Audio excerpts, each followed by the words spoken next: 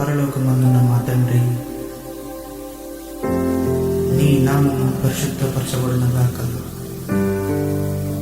నీ రాజ్యము వచ్చునుగాక.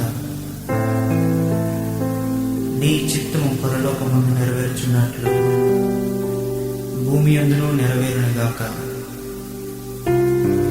మా అనుదినాహారం నేడు మాకు దయచేయండి. మా రుణస్థులను మేము క్షమించిన ప్రకారం మా రుణములు క్షమించుము. మమ్మను శోధనలోకి తేక దుష్టుల నుండి మమ్మను తప్పించుము. రాజ్యము, శక్తి, మహిమ నిరంతరము నీవై ఉన్నావు తండ్రి.